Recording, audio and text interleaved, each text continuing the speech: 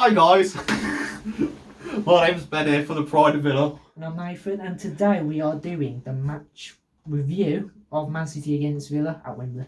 In the Carabao Cup final, so sit back, relax, and up the Villa with a bit of Pride of Villa. Just get a cup of tea. With some bickies, some chocolate bickies. Yeah. We lost. Damn it. So, Aston Villa 1, Man City 2. What were your overriding feelings from the game? Well, started off, I knew we were going to go into it very confident. Samatta looked confident. Grealish really wanted it. If you went on his Instagram, he said he wanted it from childhood. Yeah. So you could see they all wanted it. Like even Mings, he was like really wanting it. He said he had to be on his A game, and it wasn't a game like we're just gonna go into it just playing and hope for this. We were doing something in it, and it should have been a win for us, I'd say. I think the overriding feeling going into it was a lot more confident than we were probably expecting. Well, obviously, because they can't come out and say, "Oh, we're going to lose. We don't feel happy." There was an overriding sense of confidence amongst the boys. If you looked up one of Dean's interviews, he was saying he thrives off people doubting him. Yeah, And I like that. I mean that last shot in the final where they're all huddled around that circle. That's a brilliant bit of photography. What was the text of that? He said, "You either win or you learn." Yeah. I mean, or rather learn, to be honest. But when the game started, the commentators were like saying, Grealish. It was literally Man City against Grealish. I didn't like that. But that would have gave all the other players like motivation, like Mark could prove. No, we discussed we didn't think Grealish was having a good game. He didn't. He wasn't having a good game, but it wasn't his worst. Yeah. He was alright. Yeah, everything that he had to. I think overall it's just more of a sense of being happy with what we've done this season, and especially to even get up to the League Cup final is massive. Yeah. But so what is it? In the last 5 years, we've been to Wembley. In the last 3 years, we've been to Wembley. 3 years. Wow. Yeah, because we went in. No other club can say that. Went in 2018 for 2018-19. Yeah. That was for last season, I think it was. We were in the previous season against Fulham. We unfortunately lost that game. Thanks, Alan Hutton.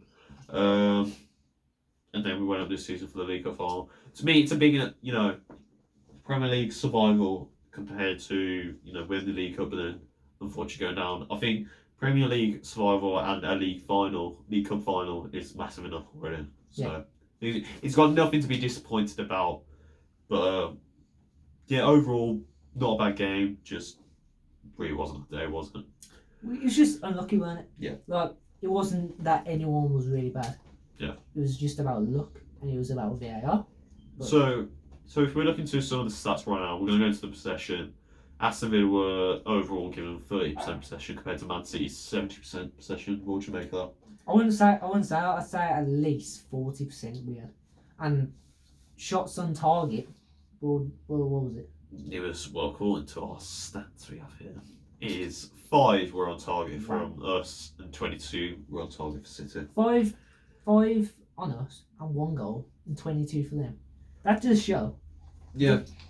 It does show that if we had more time, or we pushed a bit more, we would have definitely got another goal. And it should have gone to penalties. Like everyone can disagree. I mean, the possession with a stat as big as 70% clearly shows to anybody that the other team were a more dominant team. They were keeping the ball a lot more than Villa were. But that shows me as well. Nyland was on his A game. But I think something we can agree on is that stats tell one side of the game. Actually, watching it tells another side of the game. Because for us, even though we didn't have much possession, I think the chances we were creating were very impactful, especially in the last few minutes of the game where Bravo made a brilliant save on Engel's header. Yeah. It should have been 2-2. Well, it shouldn't even be 2-2. It should have been 2-1 to us, really. Yeah. Because it wasn't a goal. I think if it was 1-1 and then the last 5 minutes came on, we would have got another goal, definitely. Yeah. So even though we had the 30%, I thought we were alright with the ball. As I've said in my match reaction, I did think the midfields were giving away the ball a bit sloppy, just so they could create an end product, so they could give our attackers something to create from. But we didn't think it was a bad game. Just it just shows how good of a club we are. And it shows we can stay up in the Premier League, and it shows we can take on one of the biggest teams. Because we really should have took Tottenham. It was just Pepe Reina. I mean, compared to, considering Watford that just recently beat Liverpool 3-0. Like, anything can happen. Anything can happen. I think after 3 times we played them this season, this is obviously our best performance. Yeah, because we actually gave it to the champions of Europe. No matter what game you go into, like Villa versus Blues, Villa versus Rotherham, or Villa versus, any other smaller team, there's always that chance we could lose. And, that can happen. And people need to see. You can't just go into Villa versus Man City thinking, oh, Man City's won already. Yeah. You got to think about it first. Yeah. So, looking at the match, that's Aston Villa committed 7 fouls compared to Man City's 13. 3 yellow cards to the Villa, 2 yellow cards to City, and no red cards. Speaking of fouls, we must discuss the Nakamba tackle. If you don't know what happened, I think in about 70 to 80 minutes into the game, so either us or City. Masterclass, I'd say. Yeah, Wow. I think we that were. is best. We were trying to get clear of the ball. I think Aguero got it. Nakamba just comes charging in with essentially a diving tackle. He wasn't showing any studs. Sergio sold it like a wrestler. Yes. And then, unfortunately, we were given the yellow card for it. There was an outburst on Twitter who was saying, this is back to it, old school football, pure, dirty tackles that were clean. And to be fair, watching that for myself, it actually was a clean tackle. Yeah, it definitely was. Like, and everyone knows Nakamba hasn't had his best games, but that was, oh my god. You could say he was one of the man of the matches. Yeah. Like, he's up there, definitely. But he got a yellow card for it. I don't think that should have been set out for him, but, I thought it was a clean tackle. just absolutely brilliant. Yeah, had some match reaction. Thought it was a clean tackle, did nothing wrong. For me, Clear got the ball. It wasn't showing any studs to Aguero, wasn't possessing any danger to snapping his leg compared to, I think it was Son in the Everton game to Andre Gomez. That was a disgustingly horrible challenge. Not just the challenge itself, but the impact it had. But yeah. Cool. Offsides, none. We didn't have any. Surprising, because our stats surprisingly we had no offsides. I swear they had some. I was going to say, I think City was having some offsides. In terms of corner kicks, though, Aston Villa 3. No, they didn't. I swear I saw one. ESPN. They didn't look that good. ESPN, sort yourself out. But they were dominant, but they didn't look like really good. In terms of Man City's corners, though, 13 to our 3. What do you make that? What do you mean? We've had lesser corners than Man City. Does that mean Man City has shown some more attacking threat than us?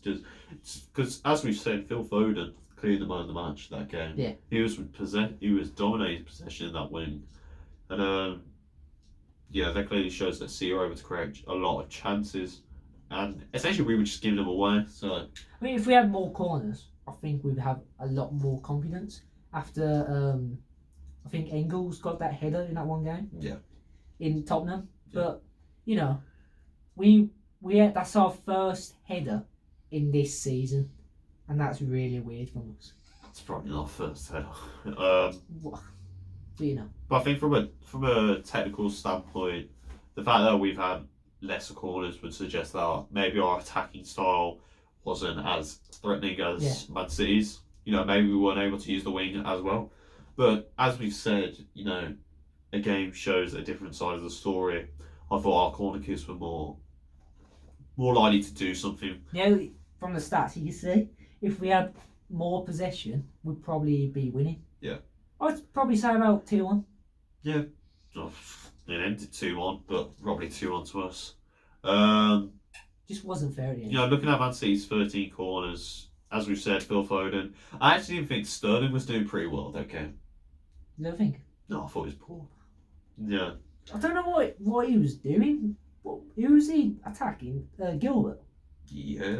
I don't know what happened there, because Gilbert pushed him with the ball, and he just stood there. The fight between them two. He was waiting for the referee. No, it was a throw in. No, was it a throw? It was a throwing, It was a throw. It was something. and we thought it was for us. Yeah, because I know what you're on about. He got the ball. He literally passed it to Sterling's chest, and then Sterling said, "Oh, yeah, you could tell he was like, oh, just have it." yeah." You I think can agree, but, at that point I was more later towards the end, so I'm guessing that was just they're taking a little bit too much time. We want the game to carry on. We don't want it to take forever. But after that, when Sterling, I think it was Gilbert who took it on. Did he get a yellow card from that? I don't know. He didn't get one for that instant, but I don't know what he was doing. He looked really angry. yeah. From the last game too, when his head was bleeding, I think he looked angry. He's always angry. I don't know what he's doing. Consistently solid right back. In terms of saves, though, even all round 2 saves from both teams. Don't agree with that stat. We've only got this off ESPN. So please don't shoot us. I don't know what to say really. It's just we think- showed our best. I'd say. Yeah. Better than a lot of games. Like you could definitely see a difference from then and against Southampton. I don't know what was going on with Southampton. I don't think anyone was really up to it. I don't think anyone could be asked. I think Probably. if we are going to talk about something, we have to talk about teams. So I know we discussed it about a bit. What team just needs to put out? Did he put out our best team possible? Did he put out a reserve team? Well, I think. What would be your best team? Well, as I said, at the start of this week, I was actually saying more of a reserve team because I actually did want him to focus on the Leicester game 2 days on Monday. But considering now that we're not playing them until next week, so they've still got a week off. I actually would have played the best team. It makes more sense to play the best team rather than a lower quality team. But would you start Davis? No. Still wouldn't do that? No. He's not ready. He's not ready for me. I think he needs the Has load he time. only just got over his injury? Yeah, that's why we had no strikers at some point. He looked, I think we've said Davis looks like 10. He's one for the future. We don't want him gone. Don't Basically, use him that much. we don't want to use him, but we don't want him leaving because he's genuinely one for the future. So we don't want to see He's him like gone. Douglas Luiz. 2 years time, he'll be mental. I think Camberton. yeah, I know, but they're just not consistent enough. That's what they can. That's what we can train and. But I think the Cambo solidly is a defensive tank. Yeah. I think Louise was at times probably one of the worst players on the pitch. Yeah. He actually does make it up for in the quality. Let's look at Bournemouth, Norwich, the goals he scored. Watford, yeah, proper banger. But going back to the teams, looking at Man City, it was more actually of a reserve team. As we said, Phil Foden on the wing compared to Bernardo Silva and Mahrez. That showed a lot of confidence in Pep Guardiola doing his play. But we produce a player of that talent. Not surprised. But if we're going to talk about somebody, we've got to talk about Kevin De Bruyne. Yeah. Not even starting, which clearly shows Didn't confidence. start. That's what. And then I immediately messaged you. I was like, "Do you feel confident now?" Yeah. But I don't think he was that good. Yeah, when he came on, he actually did great into the game. I think his first touch, he was on the edge of the box, dribbles it over his foot, just slips on it. To me, De Bruyne effect. I think the overriding feeling in the stadium was, "Oh God, it's De Bruyne. Here we go. Yeah, We're all gonna get it." When he first even came I said on, it. I was like, you might be right. Yeah. But he didn't. Look good at When all. you've got quality of De Bruyne, I would have started him. the best player in the Premier League right now. It's like I would have started Hurahan. You probably wouldn't agree. Yeah, with that. as I said on Twitter, make sure you follow us on Twitter, @Fried_Villa. I felt the team was a little bit defensive this time again. Yeah. Even though it wasn't, because it was more of a 4-5-1.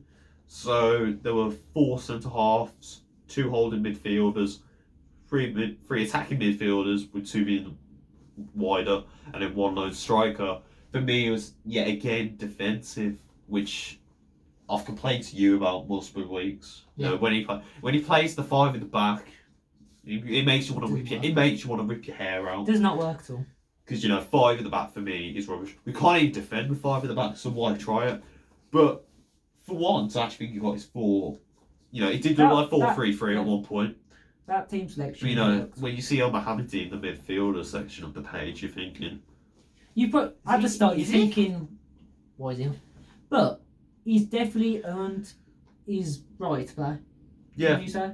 I know he's In not. Premier League.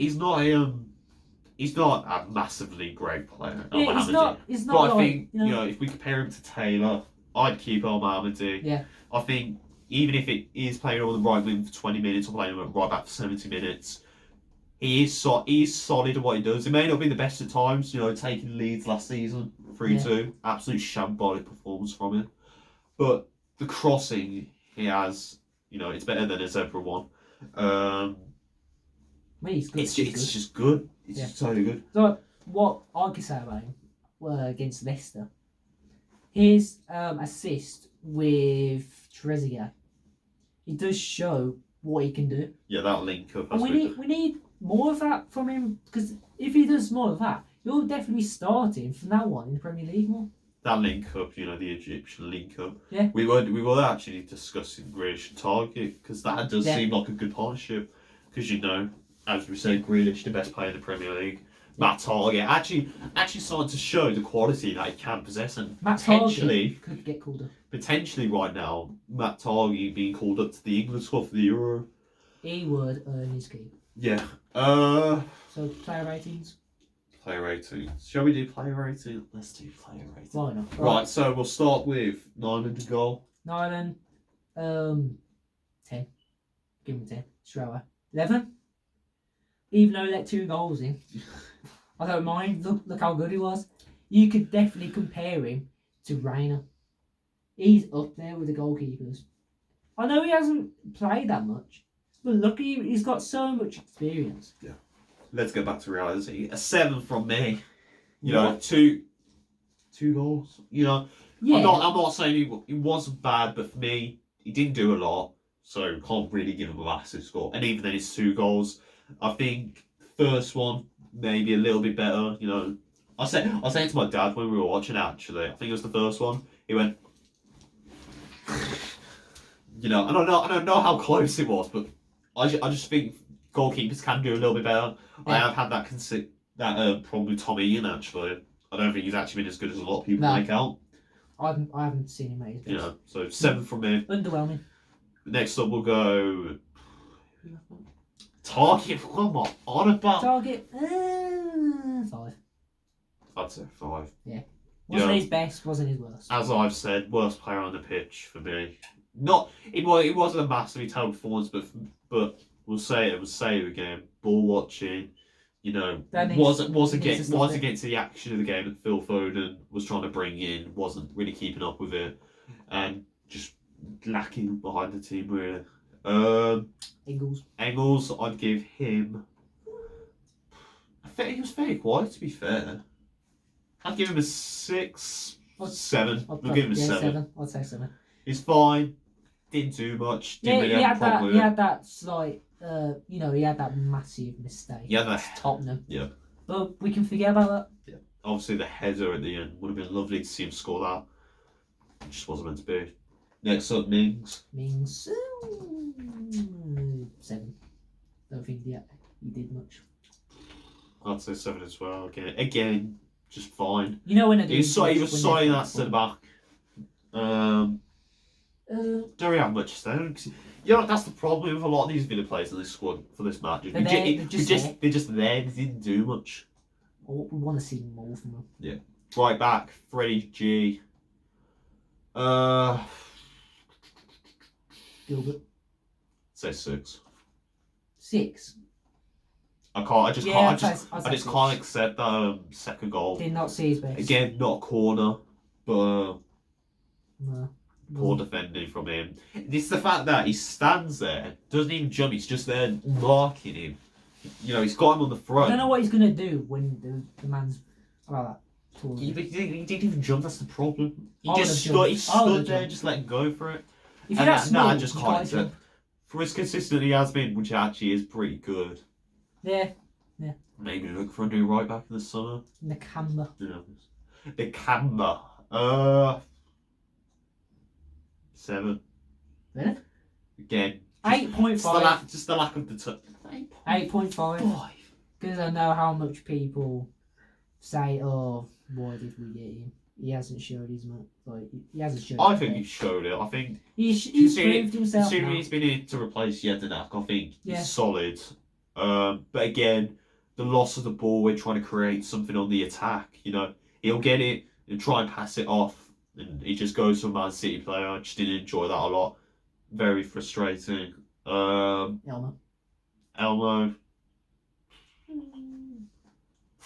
Not bad. I'd say 6 for me. 6.5. Didn't do much anything else. I don't think I can really recall an Elmo moment that much. I don't think he did anything that was like, "Oh, why did he do that?" Yeah. It was just did what he had to do. I'd say. Douglas Luiz. Wasn't amazing. Douglas Luiz. 6. Yeah, about 6. Didn't do much either. Grealish. We're not saying that he was like bad.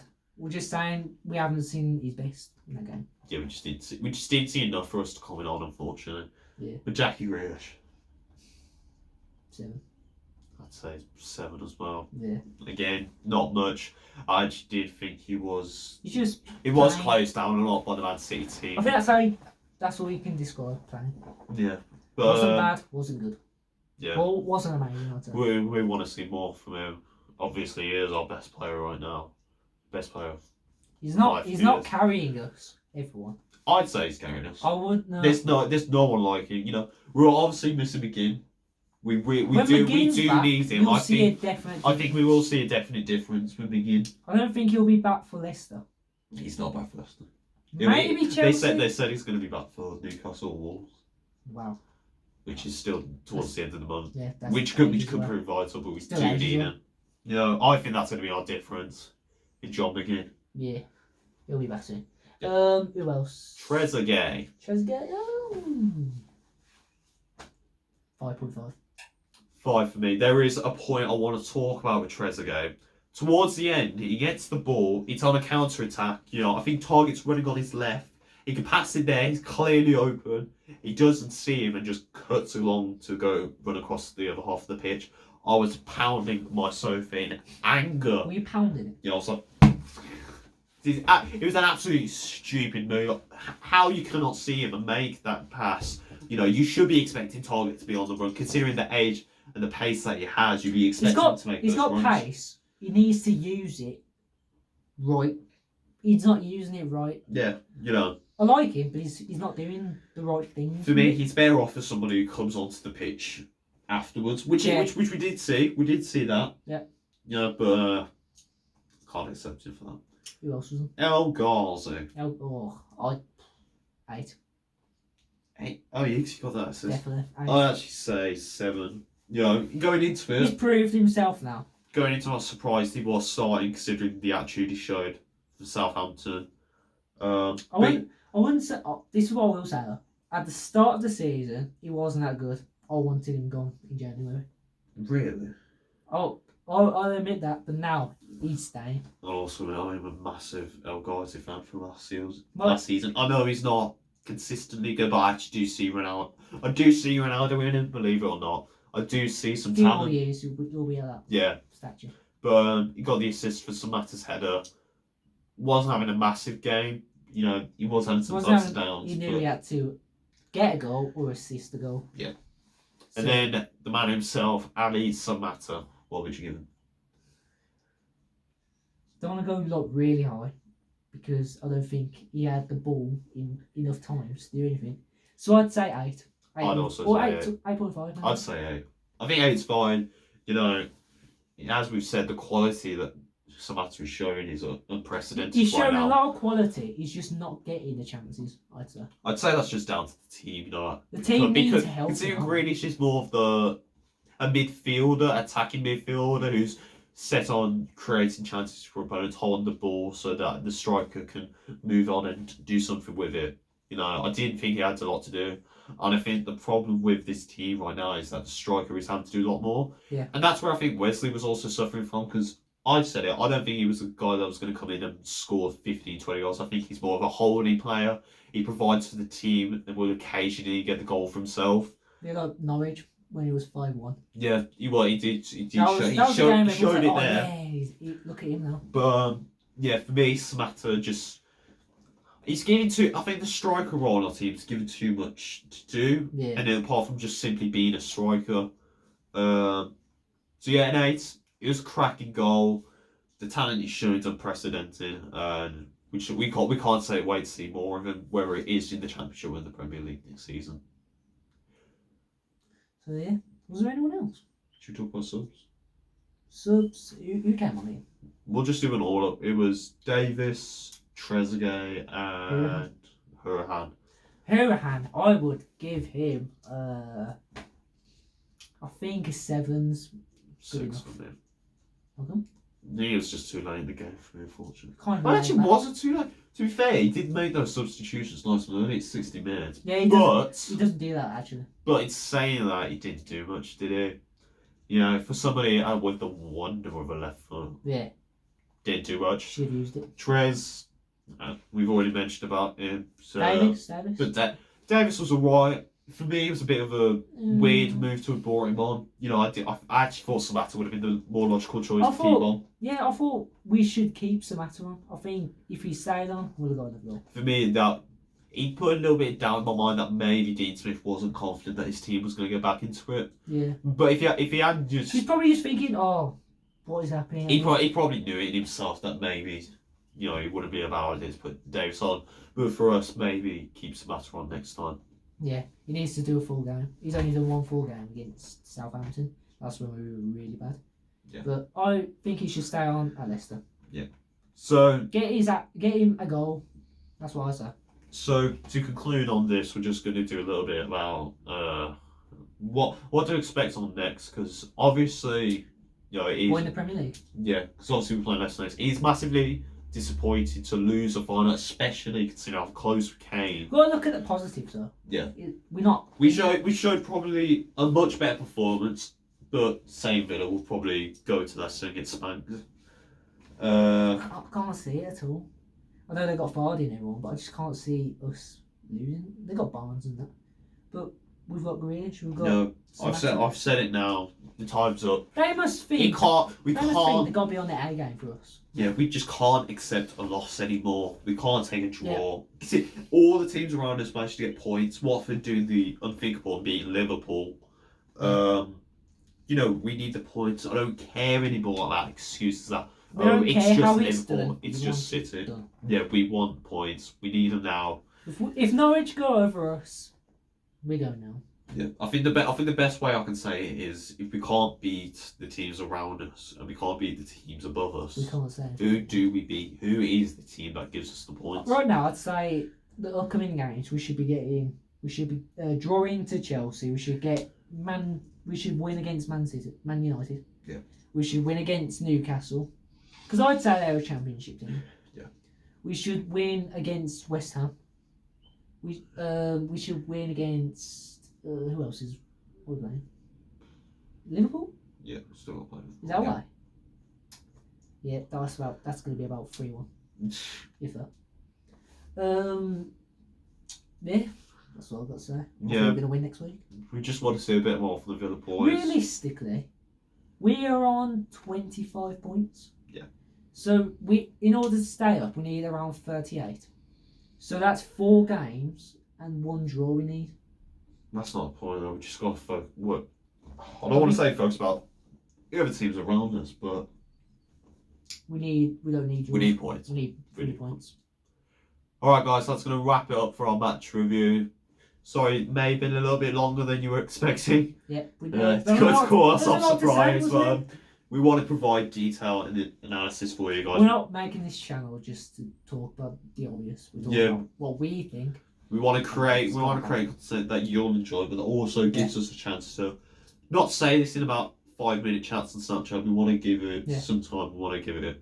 But apologies for the 30-minute video.